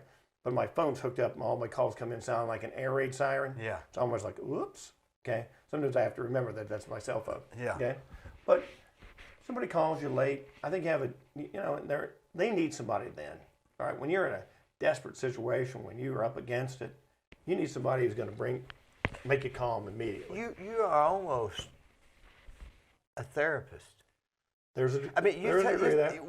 talk about this, and we talk about the lawyers that are better before and more. But the reality is, when somebody comes to you with an issue, it's about that much less than coming to you saying, "I think I've got cancer." Well, I mean, I don't think it's that dramatic, but it can be. Let me tell you something. I've had clients commit suicide over the years. I've had some terrible experiences with it too, and I don't want to go into it too much because I don't want to sit here and cry. But when I had a client kill himself once, and it was terrible for me because his father came in the next day and wanted to know what I had said to his son that upset him so badly. And he did something, I won't tell you what it was on the camera, but he did something that stayed with me, and it will stay with me always. When somebody comes to you and they're in a desperate situation, I mean, I've been arrested before, so I know that I wore my poor lawyer out, okay? Calling him every day, trying to find out what's when a client calls you and says, "I just got to talk to him." Yeah. And I try to field every call I can and return every call. Are you going back to that guy that you just said was caught wearing your lawyer out, and you know how they feel? Well, I do know how they feel, and I do know how my lawyer felt now too, okay? And my lawyer will probably end up watching this thing, so thank you, Jimmy Logan, wherever you are, okay? I was a young assistant DA, got arrested, lost a great job, I was humiliated. And let's go back to this. You were a young DA, worked for the DA. Worked for Jerry Estes. It was in Jerry's office. I still love Jerry to this day. But I knew the moment I got arrested, even though right or wrong, that my job... Do you mind telling me what it was arrested for? I was arrested. I've been arrested 3 times in my life, and each time I've been arrested for the same things. Public drunk, disorderly conduct, and resisting arrest. I don't care. He knows it's a matter of public So record. you're a bad person to arrest. Well, it turns out that if you ask a police officer, why are you arresting me? In some instances, that can be resisting arrest. Okay, I kid with my law enforcement friends. I say, So if I get pulled over by the police and they say, okay, you've been doing this, we're going to arrest you, and I say, why am I being arrested? That is resisting arrest? no, but on the other hand, when they're trying to handcuff you and you're like, why are you arresting me? That can be resisting arrest. I was a young, arrogant man, okay? I was working in the DA's office, and I was just a cocksure guy. But I will say that getting arrested was the best thing that ever happened to me. I know that people at the time would say that to me, and I'd be like, how could that be? I think I remember that being in the newspaper. Yeah. Now that you remember. I got arrested by some guy in East Ridge who was an off-duty officer working for the Marriott Hotel. Anyway, I hired Logan, and he and I worked through it together as a team, and it was good. But I will tell you that people were telling me at the time it was the best thing ever happened to me, and I was miserable with that because, you know, when you're in the Navy, I got arrested in the Navy in New Orleans, no problem. Okay, when you're in the Navy, you have like a duty to get arrested at least one time, all right? When I was in college, I got arrested in college. I think if you're in college, you have a duty to get arrested at least one time in college, all right? But when you're an assistant DA in your own hometown, you don't have a duty to get arrested there. But I knew, knowing Jerry Estes the way I knew him, that my job there was done. I was going to have to do something, all right? So I had a choice between leaving town, okay? No, go back to this. Where are you at when you get arrested? I'm at the Marriott Hotel in East Ridge, Tennessee, East Ridge. with Franklin Chansey, my best friend. Is that where Oliver's was? I can't remember. I know there was some little deal there. Yeah. Anyway, and Prince Miller was there too. All right. And if you ever get arrested, Prince Miller, if you ever have a police citizen encounter, you want Prince Miller within 1,000 miles because I'm convinced if he wasn't there, I probably wouldn't have got arrested. I think when he called the officer a brown shirt, it sort of went downhill from there. Yeah, you forgot your audio. I always do that. Anyway, but I tell you what, I had a choice between leaving town, all right, or digging in and staying. And I wasn't sure what I was going to do. Who was that guy who used to work for Alan Jones? Hugh? Go back to this. You're not going to get out of that easy. You got arrested for what? Public, drunk, disorderly conduct, resisting. Go into more detail. Well, here's exactly. See, I don't want to share the story with you because my wife hates it with a burning passion. Okay. I'll share it with you privately. But I'd be glad to share it with you any other time. But you got arrested. Yeah, sure did. Yeah. And which proves that anybody can be arrested. Yeah. Anybody in America. Yeah. But my charges were later dismissed. Yeah. And I sued the hotel and got a settlement from the hotel. I didn't get a settlement from the officers, but que sera. Live and learn, die, and forget it all. But by then, I already hung up my shingle and went to work. As a Private lawyer. Because you were no longer on the path to be a No, getting arrested pretty much. I mean, George Bush the second got arrested at 41 for DUI and cocaine possession, and his lawyers managed to frame that as a youthful. How old was he? He was 41. Golly. They call that a youthful transgression. Okay, I was 32, but when you're an assistant DA, you can't get arrested, I think, and become district attorney general. I mean, it would take a miracle, especially. So the fact of the matter is, that's one reason you do criminal. I could have done anything else I wanted to do, but I found the thing that I liked best, and I ran off and did it better. Tried to do it as good as anyone, and that's what happened. I made up my mind about 10 or 15 years ago that I was going to work as hard as I could to be the best at what I do. And really, prior to that, I'd gone about it all wrong. You know, I made so many terrible mistakes because it's the practice of law, not the exact science. You spend a lot of energy doing a bunch of crap you don't want to do. And then one day you finally realize this is what you ought to be doing. Which is what? Define it. Put it in a shoebox. Focusing on criminal defense cases.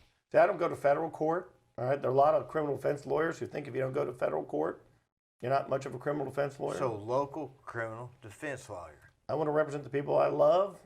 Bradley County. Bradley County, Polk County, McMinn County, Monroe County, sometimes in Meigs. I hate going to Ray County with a burning passion. It's too far to go, and it's you always feel like you're getting homeschooled over there a little bit. But I do go over there, and we go to Hamilton County some. Criminal defense. That's all I do. It's like, who wants to go to a restaurant that serves Italian, Greek, Chinese, Mexican food? I only want to serve the one dish, and I want to serve it beautifully. That's all I want to do. I want to serve one dish beautifully. I met a realtor one time, and I had this motel, and I was going to sell it. And so I met this guy in Chattanooga. He sold motels. Mm-hmm. That's all he sold. And I asked him one time. There was a guy asked me. He did a really good job. And Sure. said, "Well, he sell my gas station." So I asked him. I said, "Hey, Bob, will you sell his gas station?" He said, "No." And I said, "Why not?" He said, "All I do is sell motels." That was all he did. There is something. I mean, there was no amount of money that would make him do anything other than sell motels. Yeah. Well, I'll just be honest. My life's motto is, for the tenacious, no road is impassable. All right, it's actually a Latin phrase. And it's sort of become my life's motto. When I was in the Navy, I used to tell my subordinates, I was a superior officer, I'd say, if you're enthusiastic about your work, you really don't have that much to fear from life. And it's so true. If you're willing to work hard at this particular thing, you can do well. But you have to be willing to work hard at it. You have to be willing to work steady. Now, fortunately, what I've done is I've grown older. I've managed to hire a couple of young lawyers who work for me, and they do great work. I've had 2 or 3 other lawyers that work for me over the years. Paul Moyle worked for me for a while. He's back with the DA's office now, but he did excellent work for me while he worked for me. Andrew Freiberg worked for me for a while. Mm-hmm. He did excellent work for me. Now he's a judge. I have 2 excellent lawyers now. A kid out of Hamilton County. His name is John Wysung. He's the eldest of 15. God. Can you imagine? His family's well connected down there, but he's a hard-working, hard-charging young lawyer. And I've hired this excellent lawyer who's a colleague and friend of mine out of Knoxville. Her name is Paula Henderson. 12 years with the Knox County DA's office. She's been doing the criminal defense circuit for a long time, and she's a great lawyer. Is your whole office criminal defense? My side is. I mean, we have a division of labor. Franklin handles civil cases, and I do all criminal on my side. I only do criminal on my side. That's all we do. It's worked out. Not much interaction. He does that, and you do this. Not much interaction except bumping into each other in the hallway occasionally. I mean, he's busy working on his cases, and I'm inundated with work on my side. And I'm always looking for talent. So anybody watching this who thinks they might want to come to work as a lawyer for me, I'm always interested in talking with you. So if somebody comes and hires you, are they hiring one of those other people that are working for you? Well, they're hiring me because we're all in it together. I love going to court still, and I like the Do the other people that do criminal law on your side go to court? Oh yeah. So how do you determine who's going to go? We divide it up by region. Paula lives north of here, up in Philadelphia, Tennessee. John lives in Hamilton County. Bradley County docket's heavy, so John's doing most of the But what if somebody from Hamilton County comes to hire you? Same thing, I'll send John down there, or I'll go down there, it's not a problem. What if they say, we want Scott Kanavos? Well, then I'll show up in a blue suit. But if they trust me enough to hire me, they ought to trust my judgment enough to assign a young lawyer at least to do part of the work. And that's how I see it. I mean, it's a law firm. It's just not one person. I mean, eventually, Conrad Fennell is dead, all right? And Conrad Fennell was probably the greatest criminal defense lawyer, not only of his generation, but probably 2 generations. But you walk down the streets of Cleveland now, and Conrad Fennell doesn't have anybody pushing his legacy forward. Mm-hmm. One day, Jim Logan will die, all right? One day, Scott Kanavos will be dead. Who's going to push forward, okay, the excellent work that those lawyers have done? I know Jim Logan doesn't want all of his hard work to die on the vine.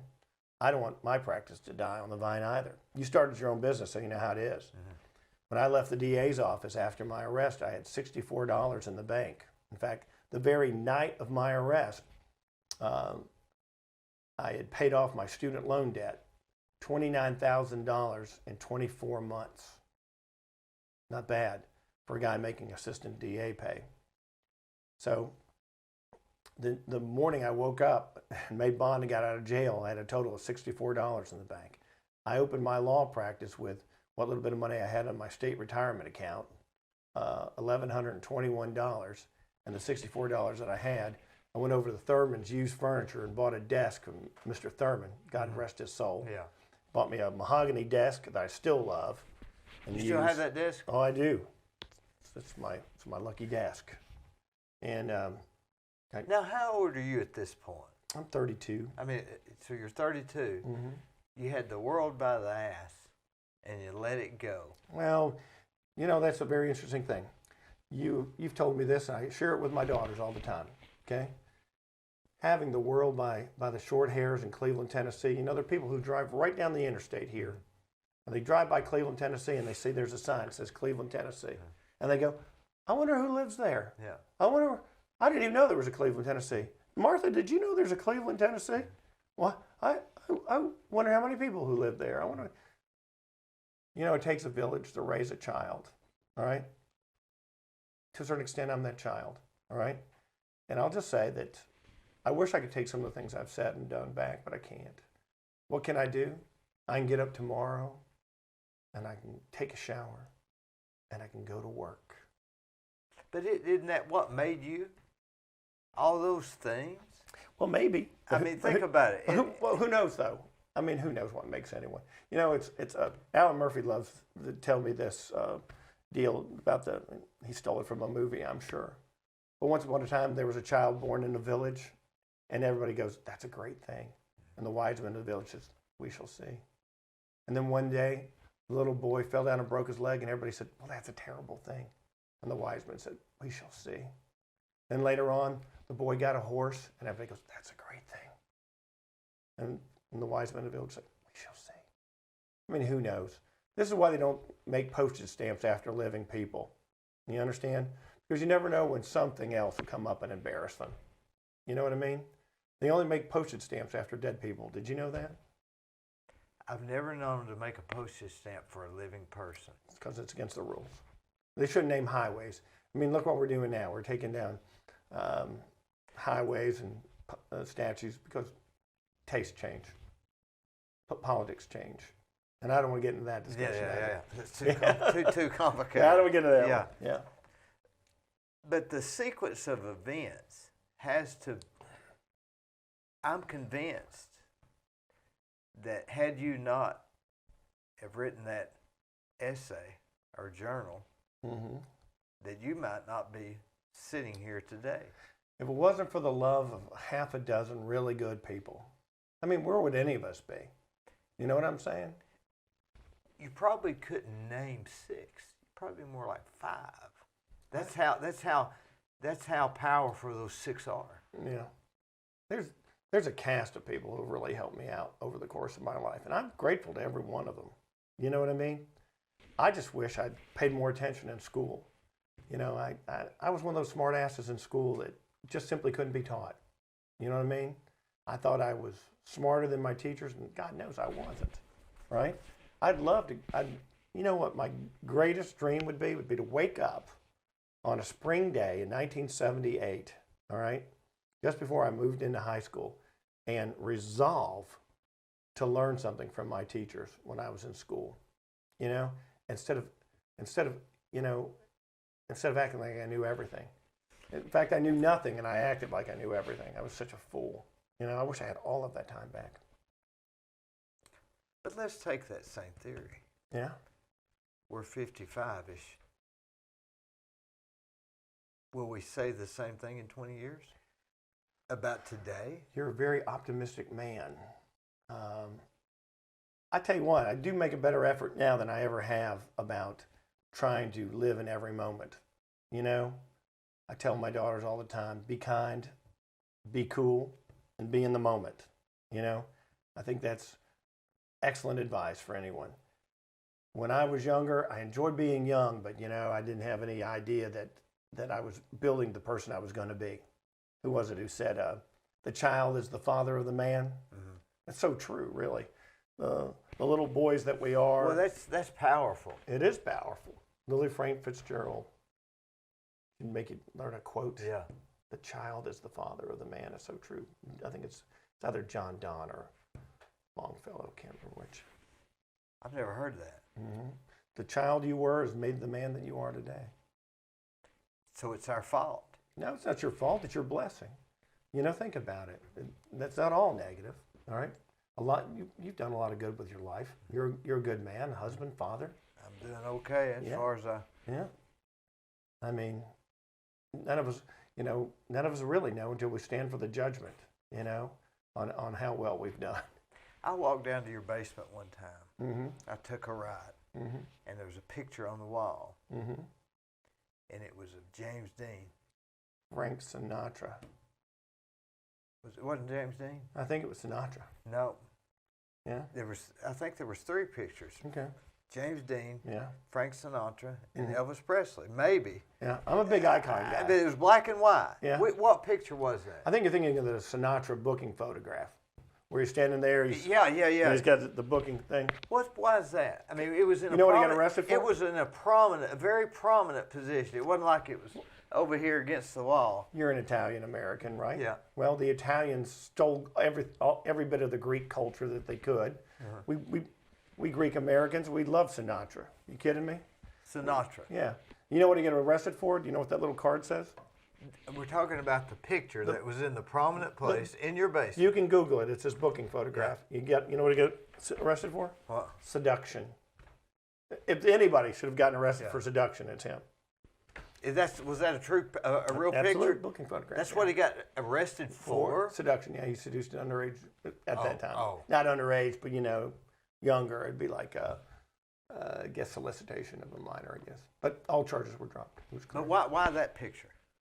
I don't know. It looks cool. I'm a Sopranos guy. I was always in the Sopranos. Speaking of James Dean, though, I saw that picture in your basement before The Sopranos came on. Probably, yeah. Yep. Speaking of James Dean, though, I love James Dean. I've been to James Dean's grave. I have a brick from James Dean's high school. They tore it down about 7 months before I got there. Why is he so iconic? Well, you're 24 years old. He's a good-looking kid. Killed in a car crash. In fact, the death date comes up now very soon, September 30th, 1955. I mean, he was always sort of an outlier for cool people. I remember the first Happy Days episode. Fonzie said, "Nobody understands school except for me and James Dean." That's right. He mentioned James Dean a couple of times. Yeah. And James Dean was 24 when he was killed. Think about that. That's something to be. We're talking about him today, and he only lived to be 24. Because to show you how I'm a Turner Classic Movie guy. My wife and children hate it, but I have it on at the office. I'll have it on at home. It's a very comforting thing. I love to turn on an old movie and watch an old movie. You know that Dean was only alive to see one of the movies that he was in released. The other 2 were released posthumously. Anytime I've been in your office, you have had a movie playing. That's right, usually. Why is that? Well, because let's face it, do you enjoy watching the news? I don't like watching the news. Yeah, here it's Fox, CNN. Yeah, all right? one or the other. One or the other, and you know that when you just get so tired. They of it. can't be as bad as Hannity's saying. They can't be as bad as Don Lemon says. Exactly right. So, and it's no fun. I miss when we had 3 stations. I miss when we had. My father was a Cronkite guy. Yeah. And we couldn't do anything till Cronkite said, well, 6 o'clock, right? Yeah. Well, yeah. That's the way it is. 6:30. Yeah. East 5:30 Central, right? But not until Cronkite said it was okay to eat dinner did we eat dinner. You know what I'm saying? Yeah. I mean, that's how regimented it was. Then we got all these other stations. We thought it was going to be a good thing when we got all these stations. Instead, all they do is bicker their own way. Yeah. They go off in their own tribes. Give me Turner Classic Movies every day of the week. I won't even stay in a hotel that doesn't have it. I mean, I'll call in advance. So you're talking about the old movies? The old movies, yeah. Black and white or just old? I don't care, so long as they're on that station because they're commercial free. But when you're sitting there watching, because I've been in there, and you'll be in there watching the movie, I have the sense that you're really not watching that movie. You're mulling something else over in your head, and there's something about that being on that. If I could have a fireplace that would bring as much comfort to me as those old movies, that's what I would have. But there's something about having an old movie on that you've seen. I've probably seen Casablanca probably 300 times.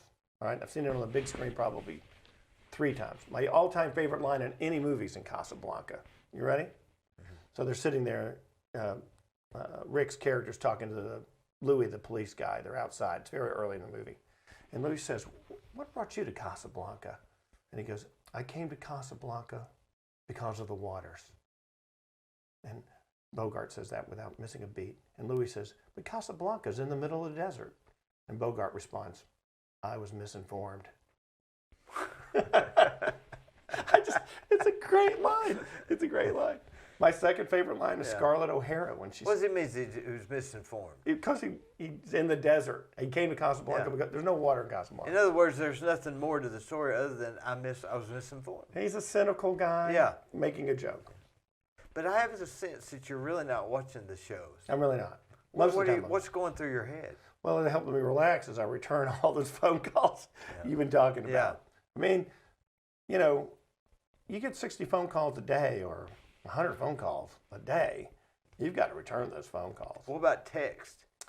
I love text. It's the best thing ever happened to me because you can get a text at all hours, all right, any time of the day, and then you can respond to it over the course of the day. Do you get 60 texts a day? I probably do better than that. Do you go home at night and say, okay, who haven't I sent?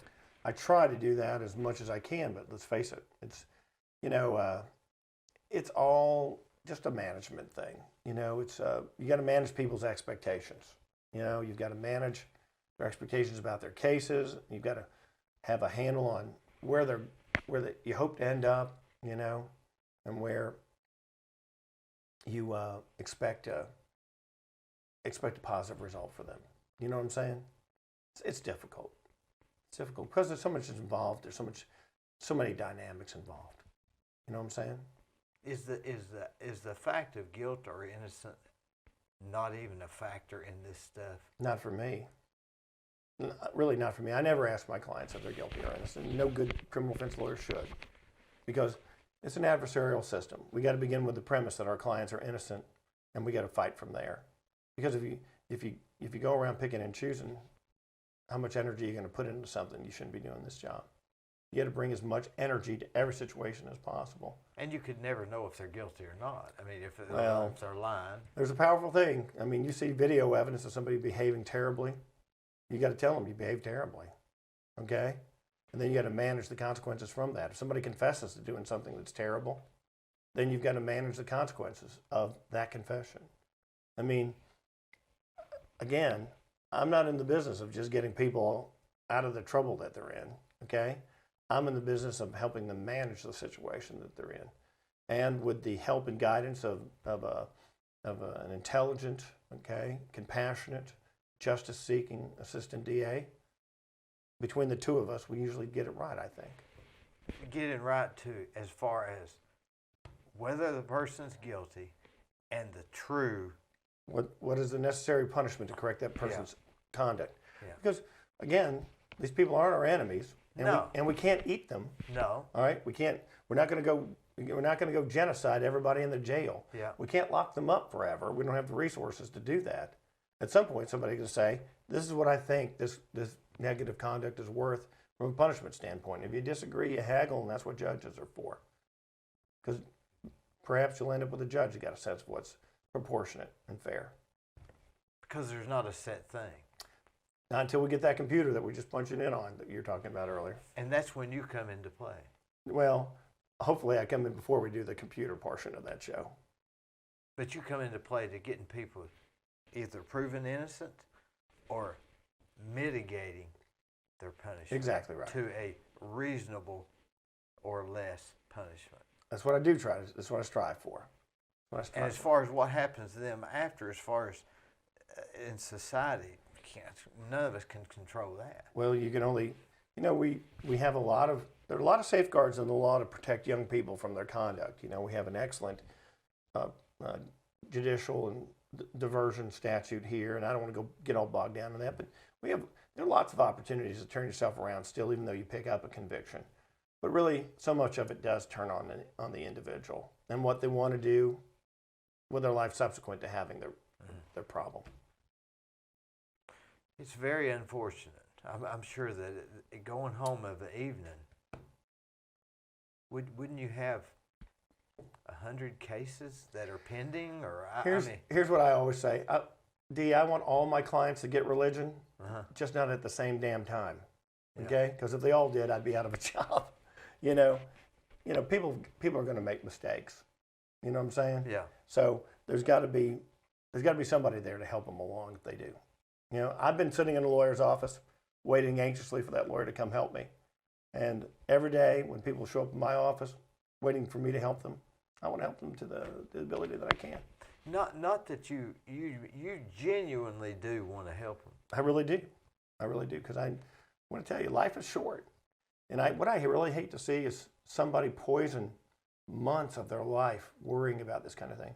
See, and to go back to that, what you hate to see is what? Somebody poisoning hours and days and months of their lives with something. See, when somebody's accused of something, let's say they haven't done it, or let's say they have done it. It doesn't matter which. Yeah. Okay. We've all said and done things that, boy, if we could just take back, okay? If we could have just not said this, if we had had one beer less, if we had got a 30 more minutes sleep, and we cooled our heads and warmed our hearts instead of getting furious with somebody.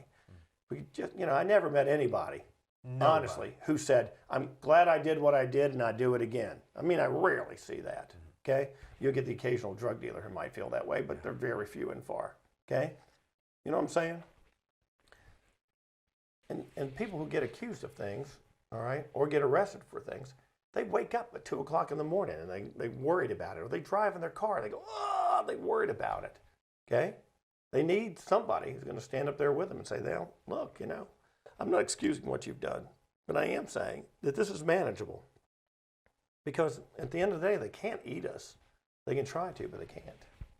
And whatever it is they've done might not even be illegal anymore. Well, who knows about that? But over the course of all of human experience, everybody makes mistakes. I mean, think about it. I'm not asking you to re-examine your own life, but anybody watching this could re-examine their own lives and know, man, there was that time when I did such and such. Yeah. And man, if I got caught doing that, how bad it would be. How embarrassed I would be, how much it would have destroyed their lives or what they thought was their lives at the time. It's like me that day, okay? There are a lot of people who think, well, there I was, young assistant DA. I had the world by the... I didn't have anything except hope, okay, about doing something, okay? You never know. You never know where you're going to end up in life. You can't predict anything, all right? One of my very closest friends, lawyer, excellent lawyer, was completely prepared for life.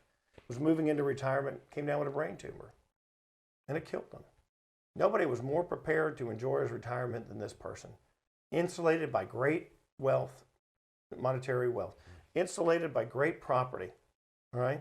And still, Lord, he's been dead now 7 years, maybe 8 years now. And you know what? And he was in better shape than me and you by far. He's been dead 8 years. He could still whip me if he wanted to in a straight up fight. But nothing can bring him back. We only have a short time here. So I think it's our duty to each other to help each other along as we run into these problems. You know what I'm saying? You think it's almost society's duty to not convict these people? Oh, no, I'm not saying that. What I am saying is that we have I personally have a Christian obligation, okay? In my mind, I have a moral obligation. I have a human obligation to do the very best I can at what I do to help people in this situation. Now, society's made the rules. You know how it is. You were just like me. You were born, and all these rules were thrust upon you, okay? Some people are good at obeying the rules, and some people aren't. Some people at a very early age decide that they want to build houses, and other people have no idea what they want to do, okay? Other people, their futures are made out for them. Their father's a dentist, so they become a dentist, okay? Etc. You know how it is. We all got to get it together as quickly as possible. But for those who don't get it together as quickly as possible, and who do have trouble, it's my job to help them navigate their lives after they get into that. Now, does that mean I'm going to save these people? No, it doesn't. It really doesn't, okay? Because a lot of my clients do get in trouble again. A lot of my clients do, the wages of sin are what? Death. Death. Yeah. Some people, they die all at once. Others, they die one beer at a time, one cigarette at a time, one criminal escapade at a time. It destroys people from within.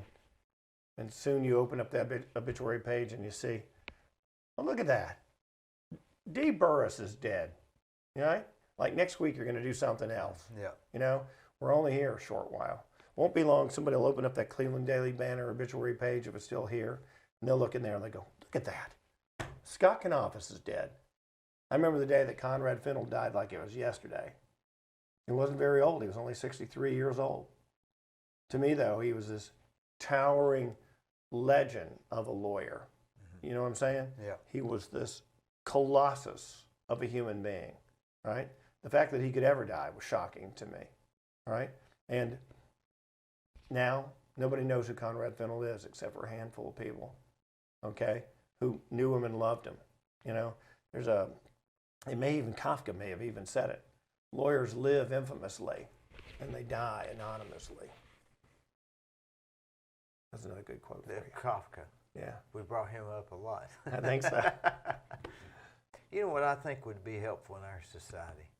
If they had a list of things you couldn't do Yeah. and the consequences of them. Yeah. Here's what I think. I mean, and think about it. Yeah. Because a lot of the stuff you say, oh, I didn't know that was wrong. Well, here's what I think. When you're 10 years old, okay, they ought to sit you down with an accountant, with a lawyer, with a doctor, and they ought to, at a very early age, when you first reach understanding, a minister. 12 years old. Right. And they ought to sit you down and they ought to say, look, Timmy, all right, this is where you are now. All right, you're in the 3rd grade, 4th grade, 6th grade, whatever. Okay, and Timmy, you're just here in the bottom, son. You're just there's the top of Adult Mountain. Okay, and what you need to do is figure out how you're going to get to Adult Mountain. And what we want you to do, Tim, is we want you to at least think about, okay, where you want to live. Okay, what kind of person you want to be. All right, what kind of job you think you want to have. Because most men and a lot of women too are really their jobs. What I hate to see is somebody who hates their work, okay, who really hates what they do. And they got to come in and they got to do that job every day that they hate because they have no other choices left for them. And they have nothing outside of themselves. You know, a person needs something outside of themselves to help give their life texture, meaning, right? A lot of people, it is God, it's religion, all right? For some people, it's greed, it's money. For others, it's the love of a woman or a man.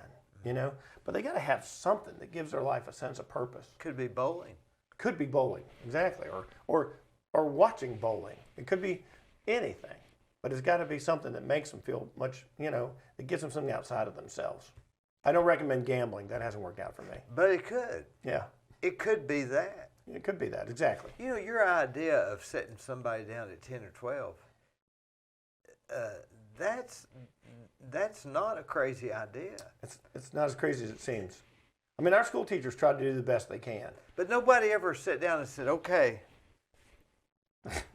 You know, think how simple that would be. Our parents tried, okay? I mean, I know your parents did. I'm just, sure. To the ability. But nobody ever said, okay, yeah, we need to take this next 8 hours.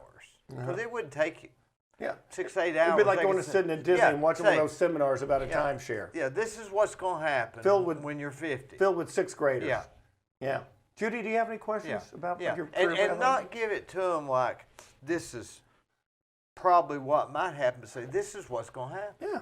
I mean, they tell us everything else definite, but they don't tell us that. I mean, honestly, if you can avoid accidents and mistakes, all right, think about it. If you can avoid accidents and mistakes, you can go pretty far in life. I mean, if you're on TW Flight 800 that exploded over the Atlantic and you're killed, that's beyond your control, right?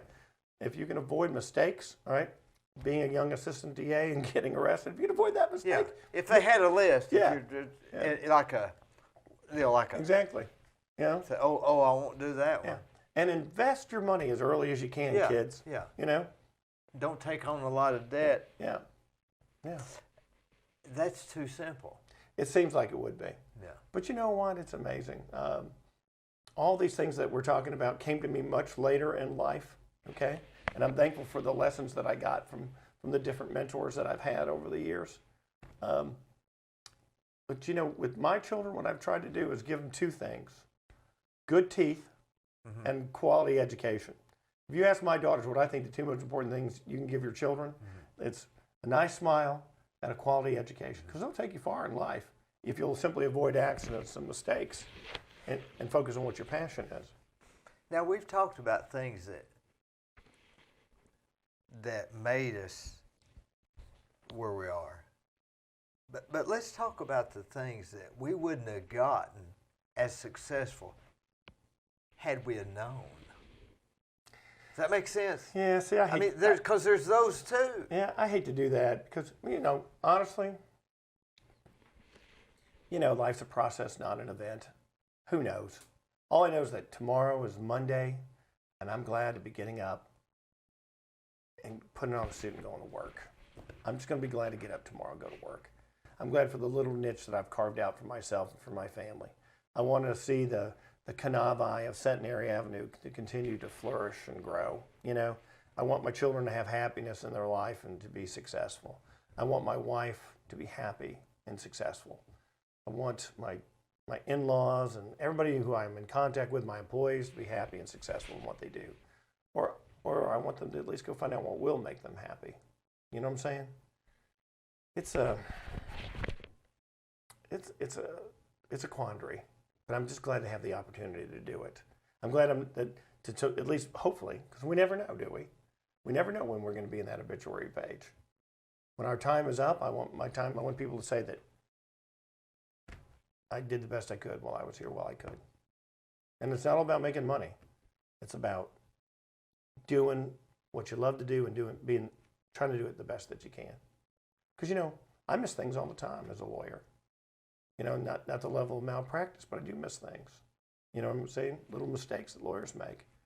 But I learn from those mistakes as quickly as I can, and I try to make up for those mistakes the very next day.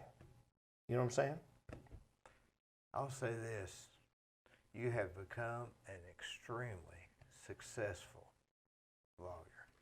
I think all of that is fleeting. Because 5 negative posts on Facebook from now, okay, anything could happen to destroy your world in today's environment.